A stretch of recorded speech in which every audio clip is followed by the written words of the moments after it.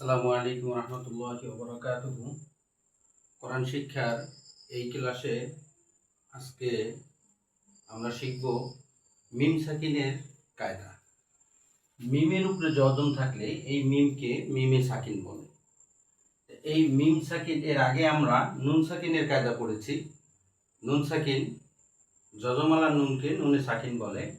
এই নুন সাকিন চার প্রকারে পড়তে হয়: ইজহার, ইকফা, ইদগাম, ইকলাব। আজকে আমরা পড়ব মিম সাকিন। এই মিম সাকিন তিন নিয়মে পড়তে হয়। সেটা হলো মিম সাকিনের ইদগাম এবং মিম সাকিনের ইকফা এবং মিম সাকিনের ইজহার। আজকে আমরা প্রথম প্রকার মিম সাকিনের ইদগাম শিখব। অর্থাৎ মিম সাকিনের পরে যদি মিম আসে, এই মিম সাকিনের পরে যদি মিম আসে, তাইলে ওই মিম সাকিনকে ওই মিমের সাথে মিলাইয়া পড়তে হয়। এটাকে মিম সাকিনের ইদগাম বলে। তাহলে মিম সাকিনের ইদগামের হরফ একটি, সেটা হলো মিম।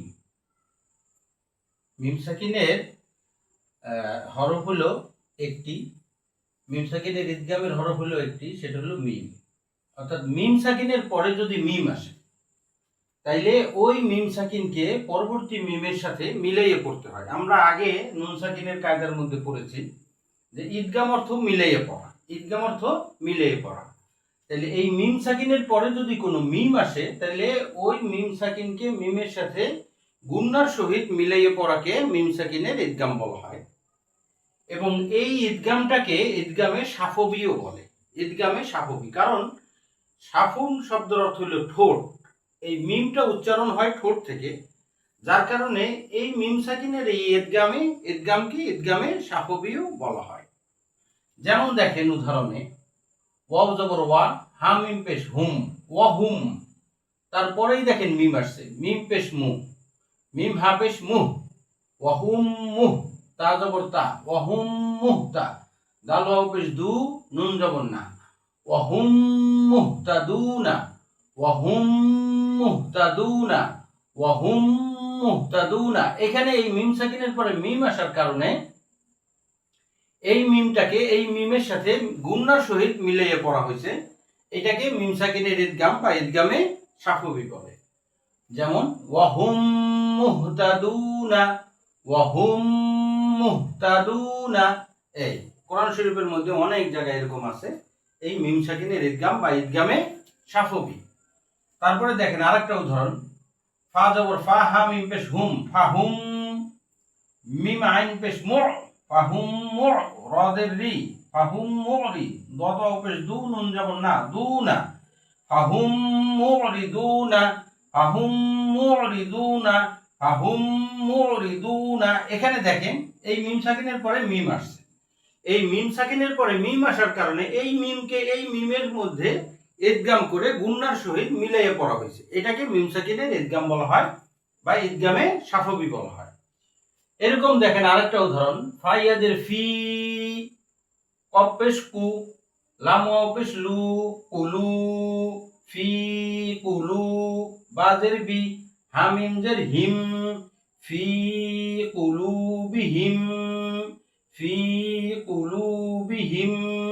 মিম জবর মা, র জবর র, মার।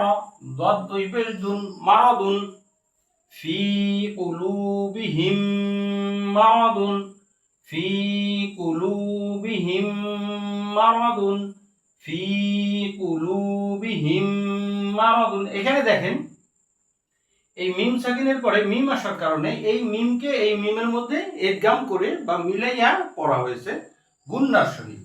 তাইলে এই মিম সাকিনের পরে যদি মিম আসে, তাইলে ওই মিমকে ওই মিমের সাথে মিলিয়ে গুণনার সহিত পড়তে হয়। এটাকে মিম সাকিনের ঈদগাম বলা হয় বা ঈদগামে সাফবি বলা হয়।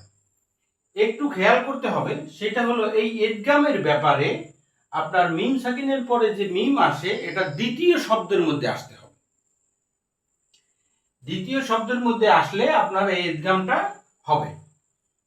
এরকম দেখেন আরেকটা উদাহরণ, যেমন হামজা মিম জবর আম, মিম নুন জবর মান, আম্মান আম্মান আম্মান। এখানেও মিম সাকিনের পরে মিম আসার কারণে এই মিমকে এই মিমের মধ্যে ইদগাম করে পড়া হয়েছে, অর্থাৎ মিলাইয়া গুন্নার সহিত পড়া হয়েছে। তাইলে আমরা বুঝলাম যে মিম সাকিনের ইদগাম, অর্থাৎ মিম সাকিনের পরে যদি মিম আসে, অর্থাৎ মিম সাকিনের ইদগামের একটাই হরফ সেটা হলো মিম, তাহলে মিম সাকিনের পরে যদি মিম আসে তাহলে ওই মিম সাকিনকে ওই মিমের সাথে মিলিয়ে গুন্নার সহিত পড়িতে হয়, এটাকে মিম সাকিনের ইদগাম বলা হয়। যেমন ওয়াহুম মুহতাদুনা, ওয়াহুম মুহতাদুনা, তারপরে ফাহুম মুরিদুনা, ফাহুম মুরিদুনা, তারপরে ফি কুলুবিহিম মারাদুন আম্মান।